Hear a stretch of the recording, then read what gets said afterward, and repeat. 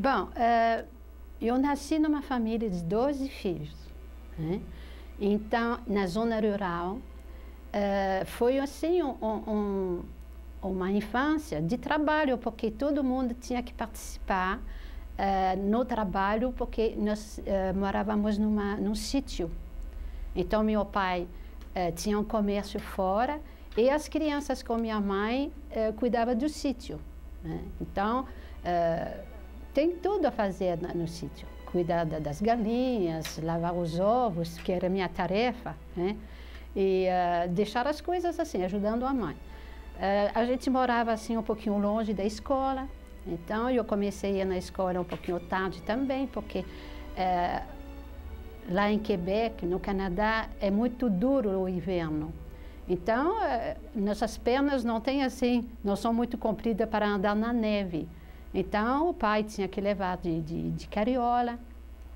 E no verão, tudo bem, mas no inverno era muito duro para as crianças. Então, a gente tinha que deixar passar o tempo, começar na escola um pouquinho mais velho, porque... Fica um pouquinho essa curiosidade, como que é a vida no Canadá? Quanto tempo de frio, quanto tempo de calor? E o frio é extremamente rigoroso, né?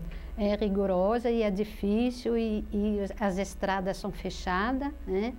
Então, o frio começa no final de setembro. A neve já começa a cair em novembro, final de outubro e novembro. E você tem assim, esse tempo rigoroso até já vi no mês de maio cair neve ainda. Então, é 6 meses de neve, onde que é um pouquinho difícil assim, tudo, porque você não tem as frutas, os legumes, você tem que fazer assim, provisões, se preparar no verão, ajudando os pais, fazendo isso também com uma horta muito grande, a gente fazia muita serva, com nossos próprios frutas e legumes para passar o inverno. Porque naquele momento também, naquela ocasião, há 65 anos atrás, 70, não tinha geladeira. Então a gente nem precisava também, né, irmã, com uma temperatura... Mas no verão tinha assim que calor também, mas tinha que se preparar, colocar as coisas assim para a conservação, mas no sítio a gente não tinha tanto problema, no sentido que precisava de galinha, precisava de carne, o que for, a gente tinha lá no sítio, né? Mas o inverno é muito rigoroso mesmo, muito difícil, e quem não está preparado acha difícil mesmo. O que a senhora lembra, assim, a primeira coisa que vem à mente da senhora quando se fala do pai e da mãe da senhora?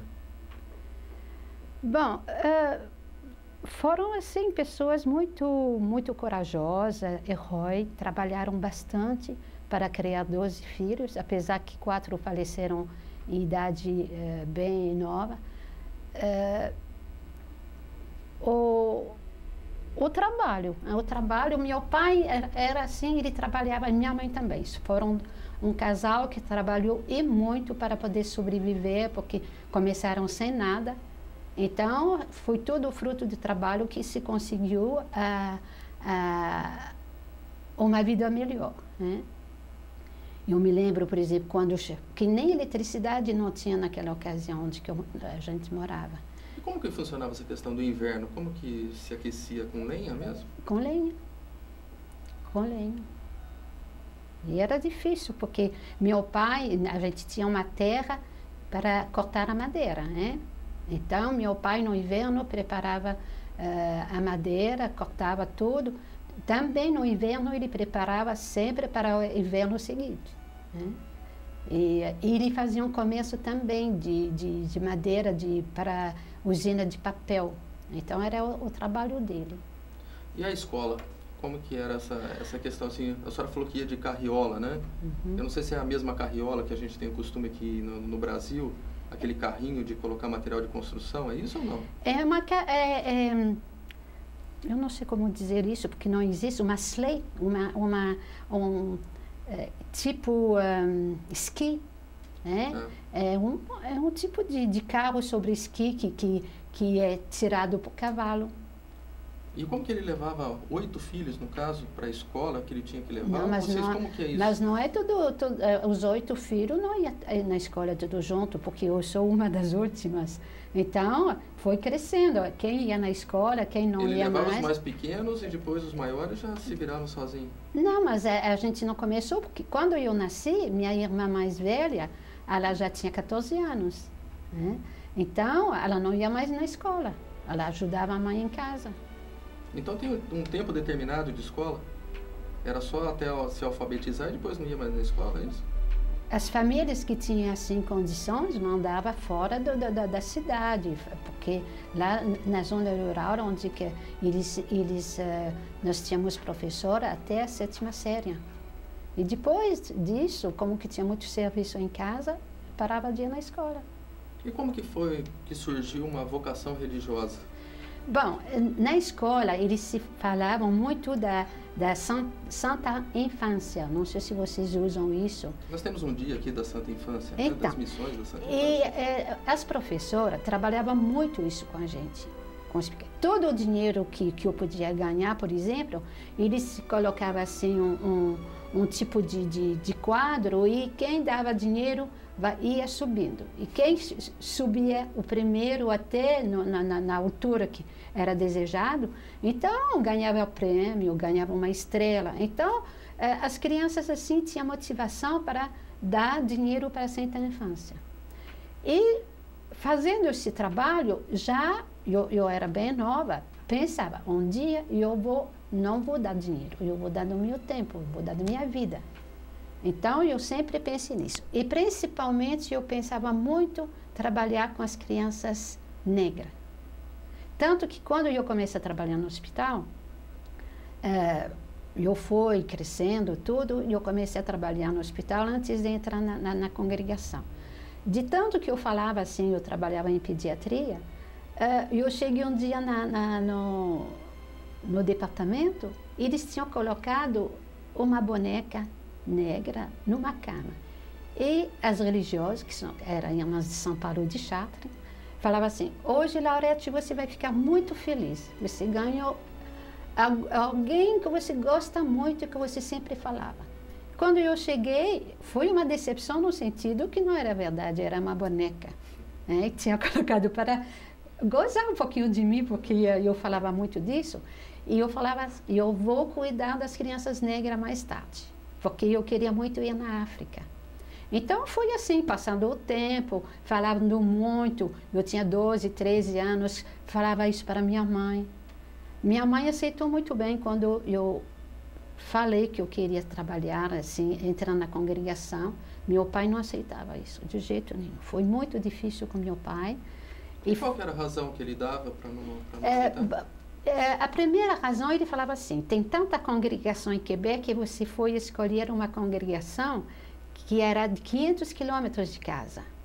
Por que a senhora já escolheu? Eu ia perguntar isso antes e também qual que é a razão de... Por causa da minha opção, eu queria ir em missão longe. E eu queria ser enfermeira. Então, as irmãs que trabalhavam na minha cidade, elas eram educadoras. Então, eu não queria lecionar, eu queria trabalhar numa missão longe, né?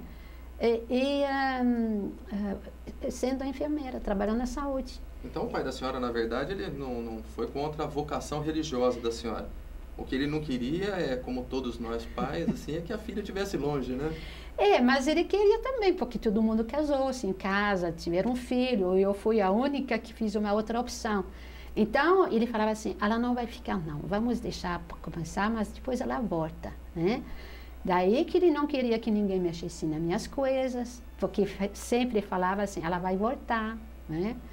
Mas, então, eu fui lá numa região longe de casa, também por opção, porque a congregação começou numa região muito pobre, que precisava e onde que ninguém queria ir. Muitas congregações tinham sido convidadas para ir nesta região e ninguém aceitava por causa da dureza, porque o inverno era muito difícil, o povo vivia só de pesca, era uma pobreza muito grande. Então, as irmãs vieram. A congregação originariamente francesa. E elas chegaram em 1930 e já foram naquela região muito pobre. E logo se espalhou, assim, entram muitas assim, pessoas para poder ajudar a trabalhar. E era numa península. Então, muito rápido, eu tinha irmãs na volta da península toda, né? E eu fiquei lá, eu entrei em 57 na congregação, e depois do noviciado todo, eu fui estudar e fui fazer meu curso de enfermagem em Montreal. E sempre falava, quando eu entrei na congregação, eu tinha colocado, porque a gente tinha a opção, que eu queria ser missionário, fora do país. E um dia chegou minha vez. Mas a senhora queria ir para a África e acabou no Brasil? Não, mas em 65 foi pedido para todas as congregações fornecer vocações para ajudar os países em desenvolvimento. E em 65, a congregação optou para vir no Brasil. Naquela ocasião, eu estava fazendo enfermagem. Eu não tinha terminado o meu curso. Daí, eu falei, quando terminar, eu vou, né? Eu terminei meu curso de enfermagem, depois eu fiquei 2 anos trabalhando em pediatria, na região onde as irmãs estavam. E eu fui pedindo, cada vez que tinha uma ocasião, eu falava assim, olha, vocês não vão esquecer de mim, eu quero ir no Brasil, porque depois que abriu, em 65 que abriu, eu mudei de país, porque precisava de irmãs para trabalhar no Brasil. Então, as irmãs chegaram em 65 e em 69 eu tive meu envio, eu vim para cá, para começar uma pediatria no Hospital de Valinhos. Agora, uma coisa interessante é que a senhora veio para o Brasil sem falar uma palavra em português? Então, isso foi muito difícil, porque eu cheguei e as necessidades eram muito grandes no hospital. Não tinha ninguém... Aqui na Santa Casa de Valinhos? E não tinha ninguém para começar esta pediatria. Ela estava em construção quando eu cheguei, mas eu me ambientei começando a conversar com os adultos para começar a pediatria. Então, isso foi difícil, porque logo que eu cheguei, já comecei a trabalhar. Então, aprendi a falar o português popular mesmo com as moças que não tinham estudo também. Então, foi nesse sentido que sempre eu estou um pouquinho ainda com marca disso, porque eu não aprendi o português certo logo que eu cheguei. E depois, para corrigir isso, é difícil, porque você pega vício no falar e é difícil corrigir. Mas a senhora estava falando que vinha de uma região que a senhora estava trabalhando extremamente pobre no Canadá, né? Valinhos, acredito que não era tão necessitado assim. Se você olhar 30 anos atrás, não era tão pobre, mas não tinha hospital, né? Eles vinham aqui em Campinas, Alveiro Ribeiro, que estava sempre superlotado. As crianças nasciam, então era uma carência muito grande para atendimento dessas crianças. Então, quando as irmãs chegaram em 65, o hospital estava em construção e as irmãs foram chamadas para ir lá. E elas aceitaram. Então, depois, começou com os adultos e quando eu cheguei, nós pensamos já aumentar o hospital e ter uma pediatria e poder atender todas as necessidades de Valinhos. Com minha chegada, começou a chegar pediatra. Então, logo, o hospital conseguiu assim, uma boa equipe de médico pediatra. E o que deu assim, uma ênfase grande para recuperar essas crianças não precisavam tanto internação. Quando nós começamos, tinha 60 crianças na pediatria, e em pouco tempo, quero dizer, talvez 5, 10 anos, foi reduzindo, porque fazia prevenção. Isso com um trabalho preventivo. E esse trabalho era feito nas comunidades? Como que ele era? No consultório de médico, vinha no hospital, foi assim. Então, se internava pouca criança. Até que depois a pediatria ficou com 4, 5 leitos só. Quando eu vou para lá, para rever, porque eu saí em 87 do hospital, Não tem mais pediatria, assim, uma sessão especial para isso, porque o tem um pouco, mas não tem tanta necessidade, né? Era feito algum trabalho religioso também? Além do trabalho que a senhora falou de enfermagem, né? A senhora é formada em enfermagem. E o trabalho religioso, como que era feito? Tinha alguma coisa no próprio hospital? Tinha, nós tínhamos assim pessoas que visitavam, tinha uma irmã que era o trabalho dela visitar assim todos os doentes que necessitavam de ajuda. Nós tínhamos a missa todo dia de manhã lá no hospital, que era o Padre Sena que vinha rezar a missa para nós. E durante o dia, alguém cuidava disso. Precisava de conversar com o padre, conversar com uma irmã, alguém se colocava à disposição para isso. A senhora falou também, o volume de trabalho era muito grande, né? Quantas horas a senhora trabalhava por dia nessa época, a senhora entender? Que o desgaste era grande. Não, coisa que não se dá para calcular, porque a gente começava com a missa de manhã e depois era até terminar, mas eu contei uma vez. Eu terminei meu dia às 6 horas e eu me preparei para a refeição. Durante a refeição, 7 vezes me chamaram. Daí eu peguei minhas coisas, eu fui dormir no hospital. Isso me aconteceu várias vezes, porque não tinha ninguém preparado para colocar assim soro para as crianças que chegavam desidratado. Então, o início da pediatria foi muito difícil por causa disso, porque não tinha enfermeira, não tinha ninguém preparado para isso, né? Com o tempo a gente foi preparando, foi ajudando o pessoal, mas no início da pediatria foi muito esgotante, no sentido assim que você não tinha descanso. De domingo, de sábado, de noite, eu estava sempre de plantão. Esse início de vida religiosa da senhora, valeu a pena esse entregar a Deus esse trabalho que a senhora fez até agora? Valeu a pena, porque eu queria isso, sempre quis, eu sempre na minha oração, eu falava assim, pedindo a saúde, pedindo a Jesus de me conduzir.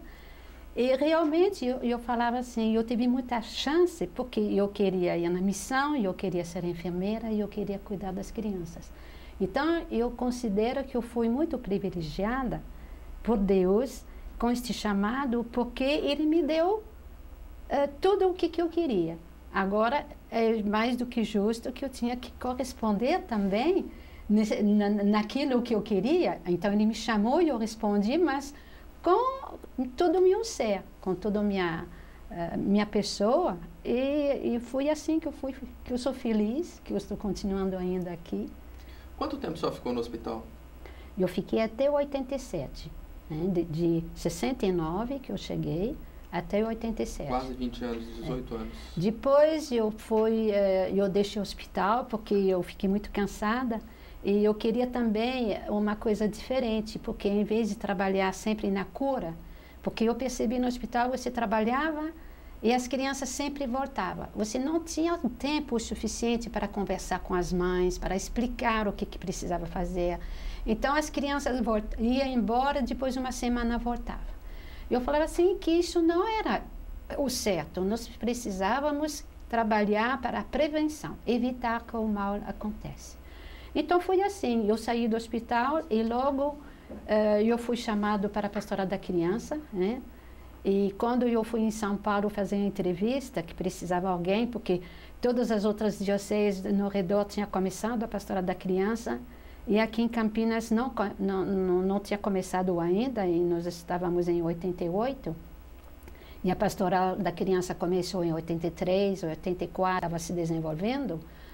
Daí eu fui em São Paulo, a chamada de uma irmã salesiana, que era coordenadora do Estado naquela ocasião, e as irmãs salesianas também, elas têm uma responsabilidade nisso. Mando para ir lá e eu vou só dar uma satisfação, eu não estou querendo mais fazer um serviço assim. Eu estava querendo descansar um pouco daquilo que eu estava fazendo.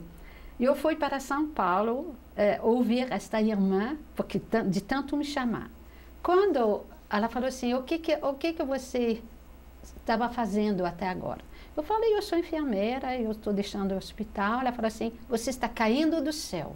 Nós precisamos de alguém que conhece muita coisa em saúde. E a Diocese de Campinas não começou ainda a Pastora da Criança e nós precisamos de alguém. E me contou tudo o que era a Pastora da Criança, o que eu teria que fazer. Daí, como que eu tinha pensado fazer um trabalho individual em casa, atendendo a saúde também, com massagem, com algumas coisas semelhantes, eu cheguei em casa e eu falei para as irmãs, bom, eu optei, eu vou falar para vocês o que eu decidi. O que vocês estão achando? Trabalhando aqui, atendendo, eu poderia ganhar um pouquinho de dinheiro, porque lá deixando o hospital eu fiquei sem recurso financeiro. Então, se eu trabalhar na Pastora da Criança, eu não tenho recurso. Então, junto nós vamos decidir o que é melhor. Eles falaram assim, vai onde que o seu coração está te chamando. Se você trabalha na Pastora da Criança, a gente assume as suas despesas, assume os seus gastos, e se é isso que você quer, tudo bem. Então, eu optei para a Pastora da Criança. E isso em 1988? Já era Dom Gilberto? Eu comecei, a Pastora era 87, porque nós começamos a Pastora da Criança 1º de maio de 88. Então vai fazer 18 anos agora. Então a senhora está descansando há 18 anos já na Pastoral da Criança. E como que estava a situação na época aqui em Campinas, das crianças? Porque foi feito um levantamento, acredito, né, de toda a situação. Bom, já estava assim, difícil, porque eu não fiquei, eu fui já na paróquia Jesus Cristo Libertador, onde que tinha assim, muita pobreza. Paróquia Jesus Cristo Libertador, hoje são 160 mil pessoas, mais ou menos, né, que compreende essa paróquia. E tem é uma das regiões mais pobres de Campinas. 27 comunidades, né? E quem estava lá como padre era o padre Ferraro, né? Ele deu muito apoio, foi ele que celebrou a primeira missa com o grupo da Pastora da Criança. Nós começamos com um grupo pequeno, 9 pessoas, que foi a formação, assim. E depois de Jesus Cristo Libertador, fui desenvolvendo o trabalho nas outras paróquias, onde que nós estamos chamado. E eu formei uma equipe, porque de início eu estava sozinha, só eu que dava os cursos, com muita dificuldade em me expressar, né? Porque a linguagem do hospital era uma coisa, agora, trabalhando na periferia, com pessoas assim muito carentes, muito assim necessitando, eu precisava de orientação, de linguagem, de ajuda. Então, eu encontrei 2 assim, assistentes sociais que me ajudaram muito a preparar o primeiro curso e eu fui fazendo. É claro que a qualidade era diferente. Agora, eu não estou dando mais curso, porque eu tenho a Débora, a Conceição, eu tenho uma equipe de capacitador que me ajuda muito a fazer isso. E eu não estou dando mais curso, porque elas têm mais capacidade do que eu para repassar. E outra coisa também, eu estou coordenando em geral, eu estou dando apoio, mas eu deixo os capacitadores fazer o trabalho. Irmã, a senhora é uma pessoa muito meiga, a gente vê que é assim, muito sensível, né? Muito tranquila. Nós temos mais um depoimento que é interessante para a gente ver.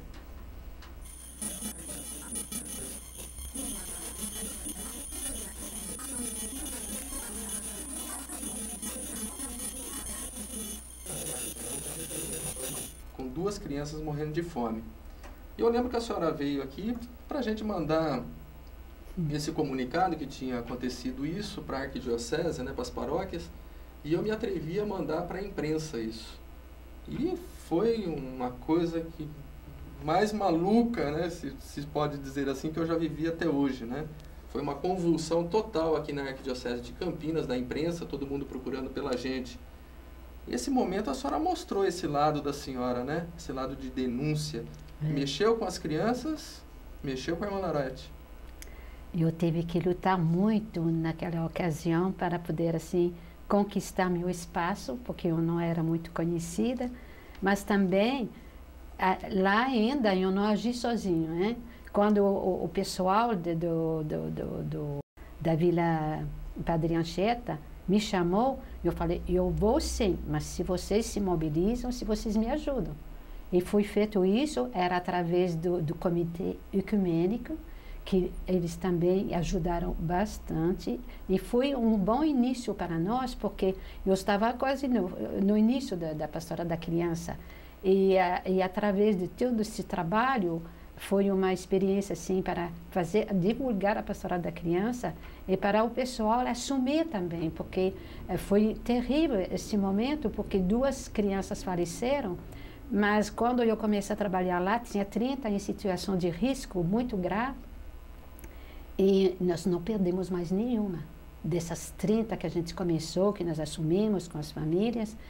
E chegou um momento que, quando trabalhando, o pessoal conheceu mais, e eles falaram assim: agora nós estamos ajudando essas famílias, a Pastoral da Criança, além da alimentação, porque foi feita assim várias campanhas, e de domingo a gente ia com carro de som pedindo ajuda, porque tinha que montar 30 cestas básicas por mês para essas famílias, porque estava mal, estava morrendo de fome, né? Então, e a gente conseguiu, realmente a equipe ecumênica ajudou muito e foi muito importante. E nós começamos, e depois eles falaram para mim: a população, o que a gente pode fazer para te ajudar agora, além da comida? E eu falei: eu gostaria de ter um local para a gente poder fazer assim, porque eu fazia à noite a Nutrimistura, que nós temos hoje um local para fazer isso, né? Então a Helene justamente falava assim: você não vai fazer isso a sua vida inteira. À noite eu tinha muito sono, eu ia assim para torrar os farelos, para fazer as coisas. Sozinha praticamente? Sozinha, porque eu não tinha ninguém, as outras tinham o serviço deles e as mães não sabiam fazer. Helene falou assim, que era da Caritas já, ela falou assim: eu vou te ajudar e nós vamos tentar pedir um projeto para montar uma fábrica, alguma coisa assim, para um local para poder assim fazer esse trabalho. E foi assim, a gente recebeu um pouquinho de dinheiro, com a ajuda da Caritas, a gente começou numa comunidade de Nova Veneza, que eles abriram a cozinha deles para a gente começar, e deu tão certo que depois eu pedi, eu continuei assim, o Banco do Brasil também, a Fundação Banco do Brasil tinha um projeto, ajuda para as pessoas, as cozinhas comunitárias, e eu recebi deles, e depois a população em geral começou a me dar dinheiro, porque eu divulguei, eu fui muitas vezes na televisão falando do projeto, falando do trabalho, e fui feito alguns filmes mostrando assim onde que a população, por exemplo, de Padre Anchieta, onde que era muito pobre lá, e nós conseguimos montar uma pequena fábrica que atende até hoje a população da diocese, todo assim a diocese. Irmã, eu me lembro de um fato também que aconteceu nessa época aí, porque mobilizou toda a imprensa, não só de Campinas, como do estado, né? Rede Globo, de São Paulo veio, do Fantástico, tudo. E eu me lembro que a senhora foi chamada para o lançamento de um projeto da prefeitura, foi no Centro de Convivência Cultural. O prefeito era o Magalhães Teixeira ainda. E eu me lembro que entre aplausos e lançamento do projeto, abraços, confraternização, a senhora foi convidada a falar. E a senhora falou, não nessas palavras, mas eu me lembro em linhas gerais, né? Eu fico muito agradecida pelo projeto, pela atenção que está sendo dada às crianças, só que se esse projeto parar amanhã, eu vou denunciar de novo. Foi isso, irmã? Foi. Um trabalho profético, né? Porque não adiantava. A tarde toda o prefeito falou o que queria fazer, e tinha 500 pessoas, todas as entidades de Campinas estavam presentes, e colocava o que ia ser feito. E quando me pediram para fazer uso da palavra, se eu queria fazer isso, eu era muito tímida. Eu posso dizer assim que eu fui tremendo, mas eu falei assim, eu não posso ficar calada, eu vou falar o que eu tenho na garganta. Daí, quando chegou minha vez, eu falei assim para o público, e eu falei diretamente, olhando o prefeito, né? Está muito bom, eu estou super contente de ver que muita gente está se comprometendo a ajudar as crianças a ter mais vida. E eu vou ter mais tempo agora, porque eu tenho ajuda, mais tempo para controlar e ver se o senhor está cumprindo as suas promessas. Foi um aplauso total naquela ocasião. Foi um aplauso total. Mas eu sei que isso daqui foi bom num lado. Do outro lado, eu não precisei muito denunciar, porque o prefeito estava muito me olhando e segurando as coisas. Também com um susto desse, né? Irmã, a senhora tem muita coisa ainda enroscada na garganta que precisaria sair? Não, porque eu aprendi a me libertar dessas coisas. Quando tem alguma coisa que não vai, eu vou atrás e vou denunciando. Como que está o trabalho da pastoral hoje em Campinas? Ele poderia ser melhor se tivesse mais pessoas para trabalhar, porque o que nós faltamos é líderes. As líderes em Campinas, como as outras grandes cidades, precisam trabalhar, ganhar o pão, falta emprego. E as mulheres, quase todas elas, trabalham, quase todas, como empregada doméstica. Eu admiro muito elas, porque elas fazem o trabalho dela para ganhar a vida, elas têm a família e, final de semana, essas mulheres trabalham na pastoral da criança, fazendo pesagem, celebrando a vida, né? E fazendo visita domiciliar. Então, isso eu sempre, quando eu vou para dormir, que eu faço a revisão do meu dia, eu agradeço a Deus de ter encontrado assim, pessoas que eu admiro muito, porque elas se dedicam. Agora, precisaria ser o dobro para nós. É um desafio muito grande, porque nós não subimos assim, nós temos só 6.000 crianças na diocese atendida, e a gente teria que ter, assim, pelo menos 50%, porque 30% na diocese de Campinas são em situação de pobreza. E a gente devia atender 15.000 e a gente só chegamos a 6.000. E não tem jeito de subir porque o pessoal não tem disponibilidade para fazer esse trabalho. A igreja como um todo, como que a senhora vê hoje? A senhora está falando que 30% em situação de pobreza. Está faltando profeta hoje na nossa igreja? Eu penso que tem muitas pessoas que poderiam se doar mais, porque eles têm condição, têm estrutura, estudo, dinheiro para isso.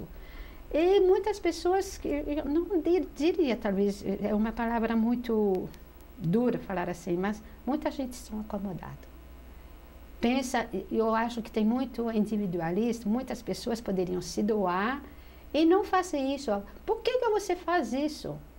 Quanto que você ganha para fazer isso, que eles falam para nós, né? Sempre quanto ganha, né? Então, mas financeiramente, porque a senhora ganha muito. Eu ganho muito, eu ganho, minha vida, tudo foi para isso.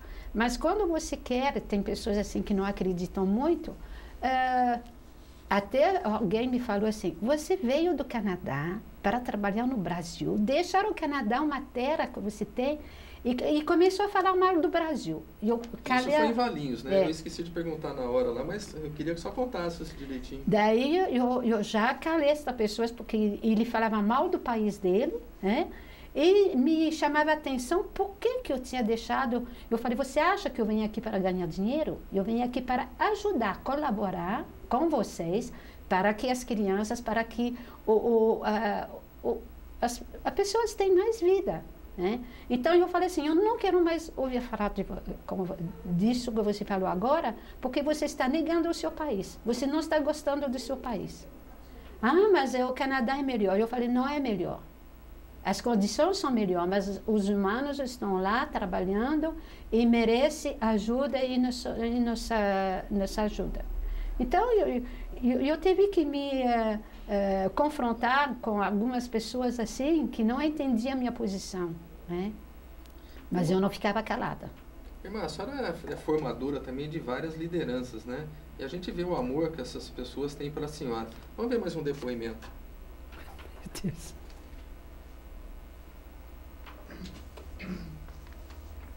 Bom, em primeiro lugar, eu acho que eu gostaria de agradecer a Lalete por todo esse carinho, toda essa dedicação que ela tem para com a Pastoral da Criança e também com a gente, a equipe que trabalha diretamente com ela, né? Um fato curioso é o nome dela, que com a vinda para o Brasil, ela tem vários nomes e ela sempre se complica com isso. No banco é de um jeito, na carteira é de outro, no passaporte de outro, e a gente brinca muito com ela em relação a isso, e se ela é realmente a mesma pessoa, né? Isso a deixa, às vezes, um pouco nervosa. Mas, brincadeiras à parte, ela sempre tem muito carinho e muita dedicação. É bastante importante a gente destacar o tempo em que ela está no Brasil, que ela escolhe o Brasil como o país de coração dela, e vem trazer para a gente todo o conhecimento e toda essa dedicação de trabalho para com as crianças e também para com os líderes da nossa cidade e da nossa diocese. Mas a senhora acha que o Brasil ainda tem jeito ou não? Olha, esta pergunta, ela é muito difícil. Eu gostaria muito que o jeito se desse, mas global, todo mundo teria que gritar no mesmo sentido. Eu acho que tem muita divisão, muita discussão, muito assim... pessoas que não se engajam, que não são sinceras. Então, eu acho que teria jeito, sim, se todo mundo tivesse uma união. E o jeito se daria com a igualdade. O pior de tudo é a desigualdade que existe aqui no Brasil. Pouca gente que são muito ricos e muitos muito pobres. Então, o sofrimento é muito grande. E quando vai existir esta desigualdade, eu acho que vai ser difícil continuar a caminhada. Irmã, com relação às vocações, principalmente as vocações femininas, a gente vê um decréscimo assim assustador, né, das vocações. O que está faltando para despertar essa vocação missionária, esse amor a Jesus, essa entrega total de vida numa congregação, por exemplo? Bom, a nossa experiência, a gente fez assim várias tentativas. Nossa ideia, nossa missão foi sempre assim de formar bons leigos a trabalhar com os outros, né? Então, a gente não pensou muito a formar vocação para nós entrar na congregação. Vinha a gente conversava, tentávamos assim de ajudar a pessoa, mas nunca foi assim uma coisa muito forte para poder assim atrair vocações para nós, mas sem boas agentes de pastoral. E qualquer lugar, tanto na Pastoral Operária, com a Genon, a Helene, a gente trabalhou em geral, né?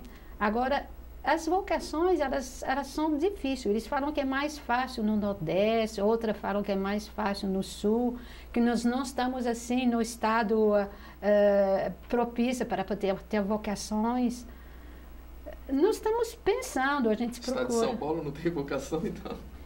Deve ter, mas aqui em Valinhos, Campinas, não tem. Nós temos uma que é brasileira e que vem do Nordeste. Aliás, vocês estão vendo várias irmãs da congregação aqui para Campinas, né? Das Filipinas, de onde mais, irmã? Do Vietnã. E nós somos 5 nacionalidades aqui, né? São quantas irmãs? Nós somos 16. Em Campinas? Não, no Brasil inteiro. Tem 4 no Minas Gerais e as outras estão aqui em Campinas. Então, nós estamos... As 4 últimas que chegaram, elas vieram do Vietnã. Tem 4 que vieram das Filipinas, que têm um pouquinho mais de tempo, 4, 5 anos. A Genoveva é francês. E as outras são canadenses. E uma brasileira que entrou, que é noviça. Uma curiosidade boba, por que essas irmãs novas usam hábito? A senhora, a irmã Helene, a Genoveva não usa? Bom, esta pergunta ela é feita muitas vezes porque é estranho, porque nós somos da mesma congregação. É que nós viemos do Canadá. E no Canadá passou uma situação muito difícil, onde era difícil de encontrar emprego e o hábito era um obstáculo. Era muito criticado, nós não éramos aceitos. Então, foi assim uma laicização. O pessoal tirou o hábito lá.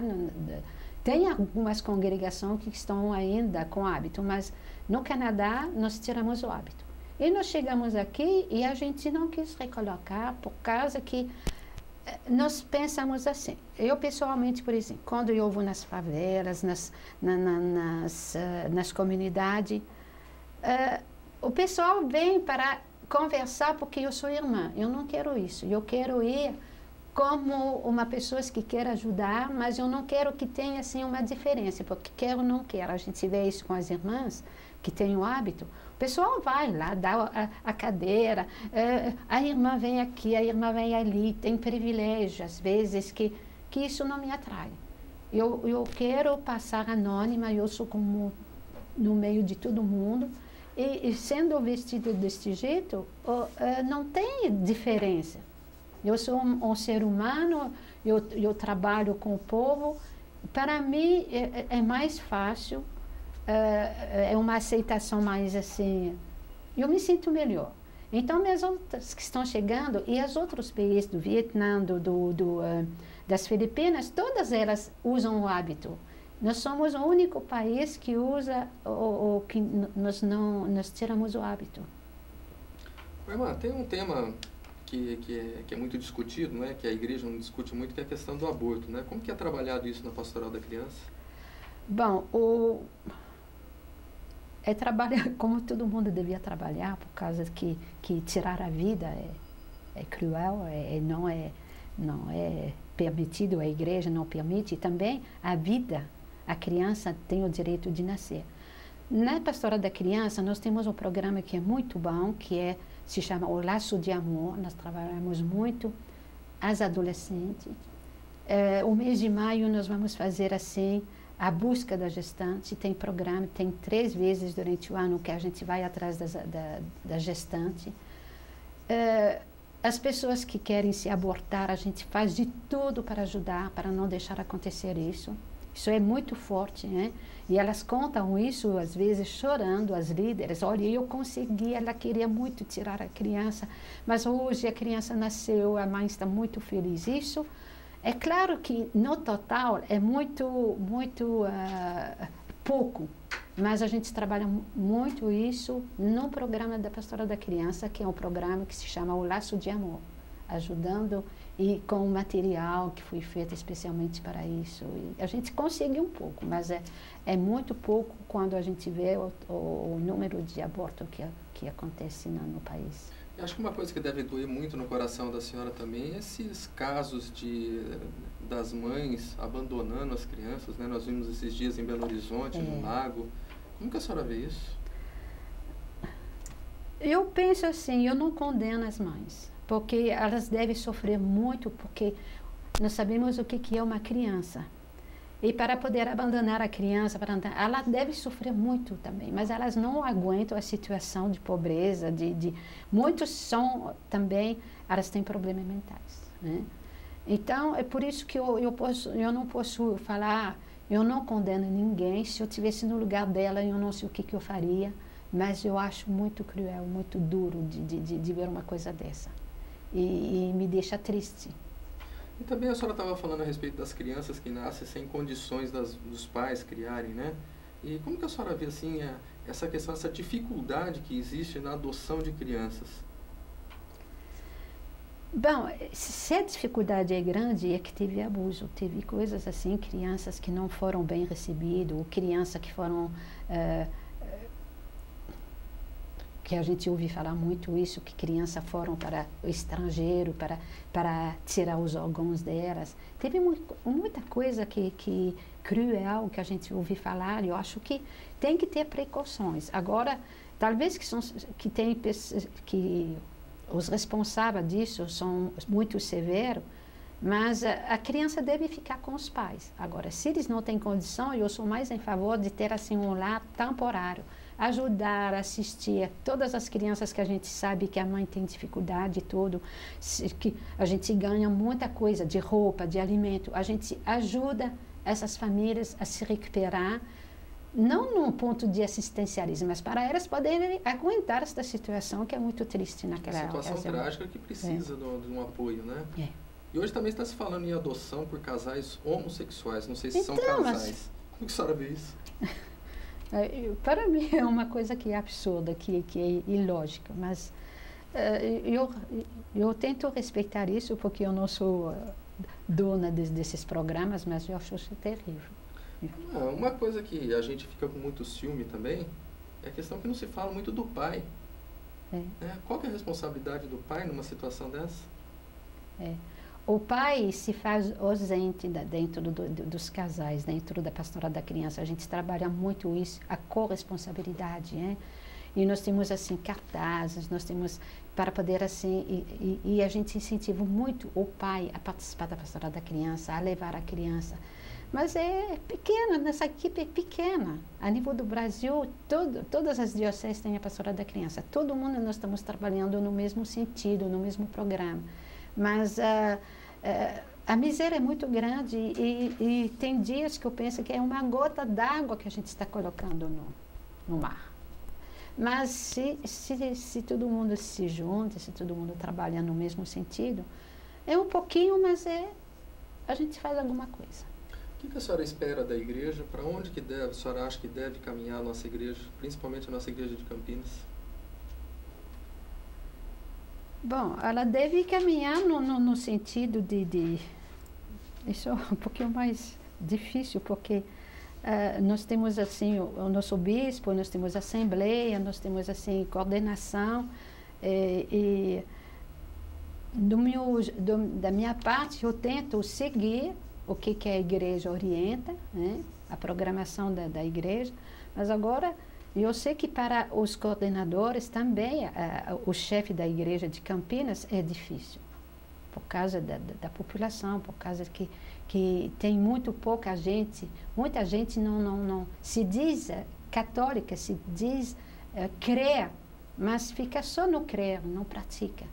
E o número de igreja que tem, igreja que não são católicas, que está surgindo, eles tentam atrair tudo assim, com promessa, com muita coisa. Isso é complicado também. No meu quarteirão, a gente anda 10 minutos, você encontra 7 igrejas diferentes, né? Que grita, que anuncia, que bate na nossa porta. Então, é difícil para os... Eu tenho minha opinião feita, eu tenho assim, mas quem não está muito segura, se deixa levar com muita facilidade. Então, isso é complicado. Queria que a senhora falasse, já para a gente estar terminando, né? A importância de Jesus, de Nossa Senhora, de Deus na vida da senhora. Bom, eu acho que sem Jesus e sem Nossa Senhora, seria muito difícil a minha vida, porque é com eles, é com Nossa Senhora que acompanha sempre, Jesus, é com eles que eu construí, primeiro são eles que me chamaram. Agora eu estou tentando atender este chamado da melhor forma que eu conheço, que eu sei. Eu não poderia viver sem, porque é minha crença, meus pais me colocaram isso desde criança, a rezar e a pedir ajuda de Nossa Senhora e a prática religiosa. Então, para mim é muito importante e são os dois que estão me colocando neste caminho, né? E é minha vida, né? Sem eles eu não poderia viver o que eu estou vivendo.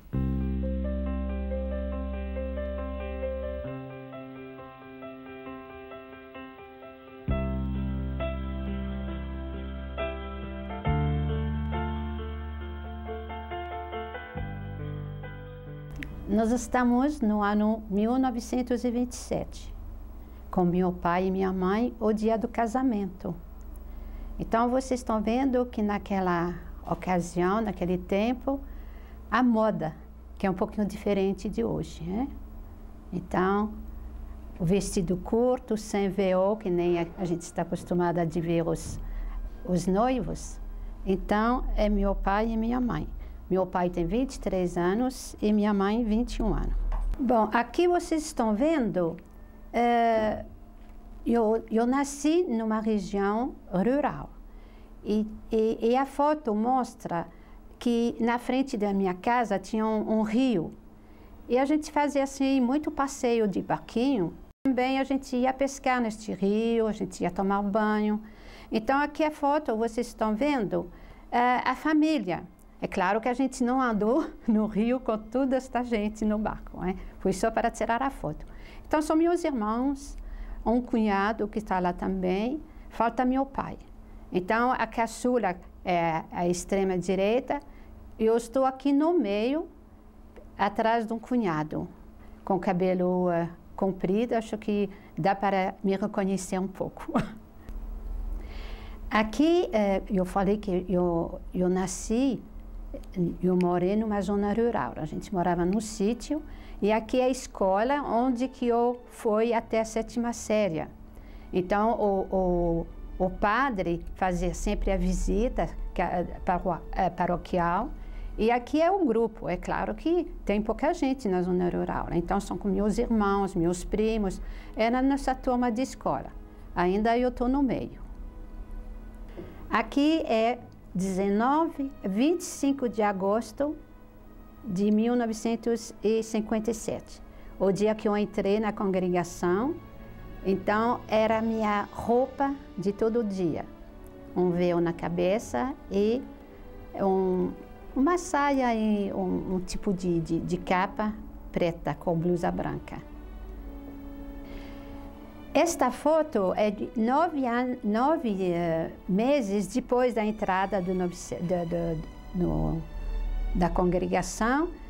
Se chama assim, a tomada do hábito. Então, naquele dia, a gente se veste como se fosse uma noiva. Então, foi o dia que eu troquei de roupa para uma que era da congregação mesmo, que vocês vão ver nas outras seguidas. Então, eu estou sozinha e aqui eu estou com meus pais. Então, o dia que eu saí para vir no Brasil, então eu tirei minha roupa de religiosa e me coloquei com todo mundo para poder assim fazer um trabalho mais à vontade. Então, é na frente da casa de meus pais, porque meus pais deixaram a zona rural e foram morar na cidade. Então, esta foto mostra, eu não tenho a foto do sítio, esta foto mostra onde que meus pais foram morar. Meus pais foram morar na cidade, numa casa bem menor, e vocês estão vendo atrás um jardim, uma horta, onde que minha mãe, sempre eu gostei muito de trabalhar com minha mãe na horta. A gente preparava conserva, preparava coisas assim para comer durante o inverno. Então, o jardim, a horta era sempre muito grande, para poder assim se preparar para o inverno. Então, por causa da neve, que dura 6 meses, então nós temos que prever. Quase todos assim, os canadenses que têm terreno, eles têm jardim, horta, e preparam assim a comida para o inverno. Atualmente não se passa mais assim, por causa que tem muita coisa no mercado. Mas antigamente, quando eu era criança, a gente não encontrava tudo o que tem atualmente, né? A gente via uma laranja no dia de Natal, né? Só para dizer um dos fatos. Então, as coisas a gente tinha que se preparar. Só que a gente tinha tudo o que precisava, né? O jardim, as coisas, as frutas, a gente colocava em conserva. A gente tinha que trabalhar muito para poder assim ter o que comer durante o inverno. E ainda tem muitas famílias que vou na casa da minha irmã quando eu vou viajar agora. Ela tem uma horta muito grande e ela continua assim sempre, se ela encontra tudo no mercado, ela gosta de cozinhar e preparar a comida do gosto dela e ela cozinha muito bem. Então é um costume que nós temos que é muito agradável e que a gente aproveita bastante. Esta foto mostra assim que eu tinha saído de minha casa já, eu estava com meu irmão e minha cunhada, são eles que me levaram para o aeroporto. Então é poucos minutos antes de me embarcar para o Brasil. Isso foi dia 11 de outubro de 1969.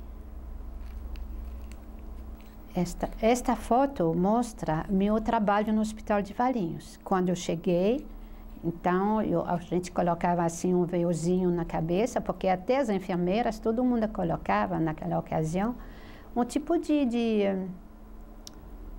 não capa, um boné para proteger do cabelo, para evitar as infecções. Agora não se usa mais. Quando eu vou no hospital, a gente não encontra mais esse costume. Passou a moda.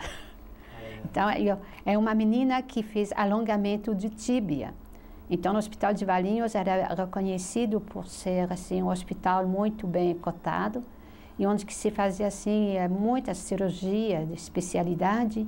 E alongamento do tíbia é uma das cirurgias que o Dr. Afonso Ferreira, José Carlos Ferreira fazia, e ainda faz, mas ele não vai mais em Valinhos. Mas muitas crianças nós recuperamos que tinham assim nascido com uma perna mais curta do que a outra, mais fina do que a outra, e este tratamento dava assim uma recuperação muito boa para essas crianças. Só que tinha que fazer com uma idade antes de 15 anos, porque senão depois o crescimento não dava mais. Esta foto mostra uma das atividades que se passa lá no Canadá. O inverno é frio, mas na primavera já tem uma árvore que dá um xarope, uma água doce, e a gente, que nem vocês fazem com a borracha, né? Tem que cortar a borracha, a árvore, e sai a água. E depois a gente ferve esta água, que dá assim uma sobremesa muito gostoso. A próxima foto vocês vão ver.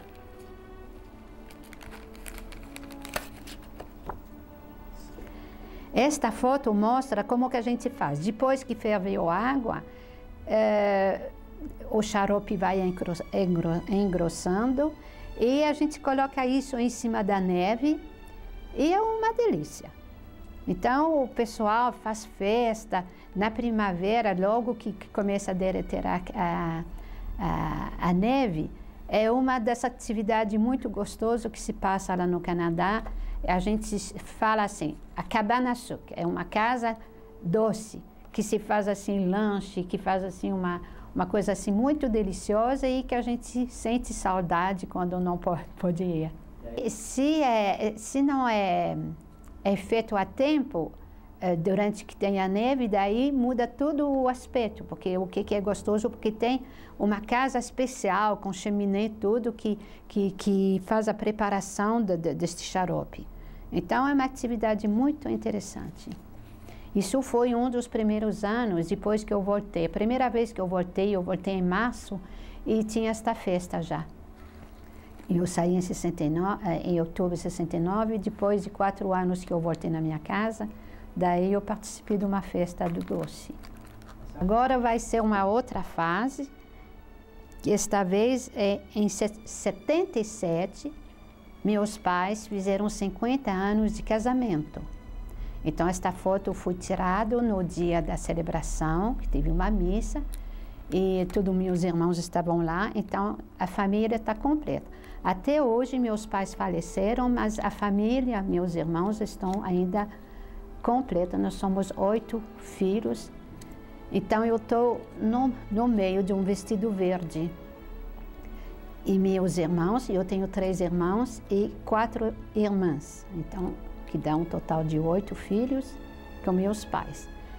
Quando meus pais, a família era pequena, nós éramos 12, mas 4 crianças faleceram na idade muito jovem, muito pequena.